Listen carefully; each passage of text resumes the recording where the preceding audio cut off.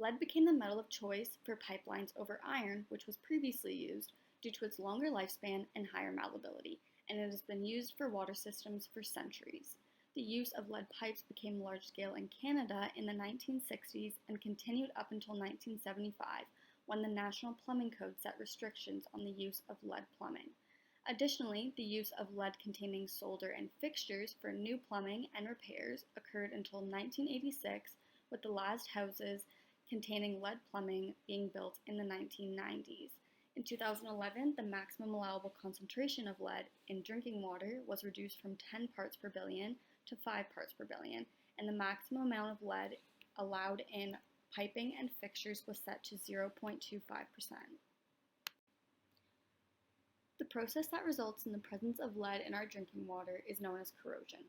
Corrosion is the deterioration of materials, in this case a metal, that happens due to chemical reactions with the environment or the surroundings.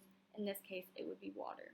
The use of disinfectants that are used to aid polluted water and remove contaminants has the ability to accelerate the deterioration of lead, resulting in higher concentrations of lead in our water systems.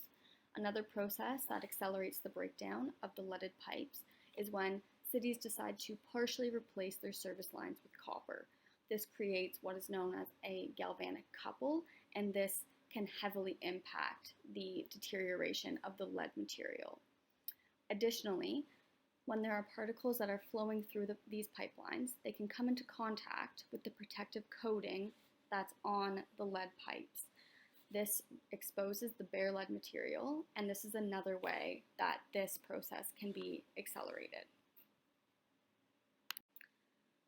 Lead contamination can also have negative impacts on the health of humans as well as our environment.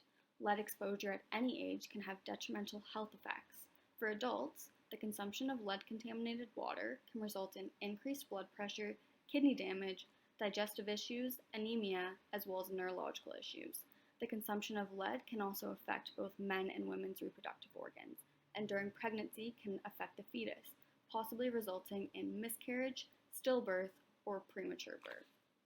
In addition to human health, lead contamination can also have an impact on our environment. When homes and public properties contain lead service lines, the water that is coming out of the tap then makes its way into sewage systems.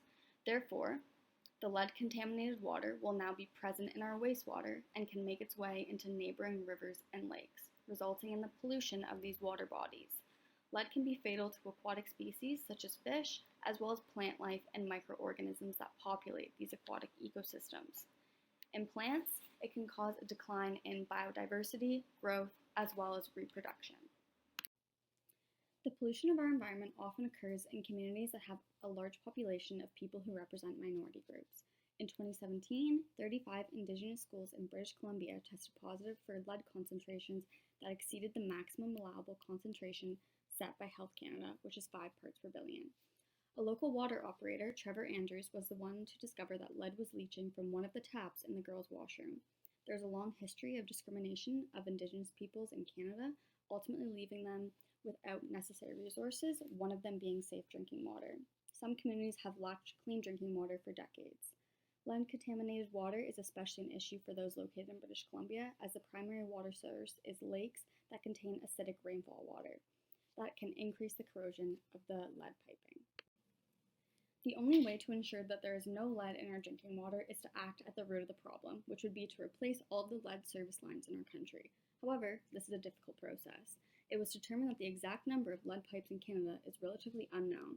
This is due to lost or incomplete documents, and the House of Commons indicated that the cost of replacement is a major factor that contributes to the lack of action. While some provinces and municipalities are making an effort for pipeline replacement by offering grants to their residents to aid in the cost of pipeline replacements, this is not happening in Indigenous communities. They have a separate funding source from the rest of the province in which they are located, making this a much more difficult process for the people that live there.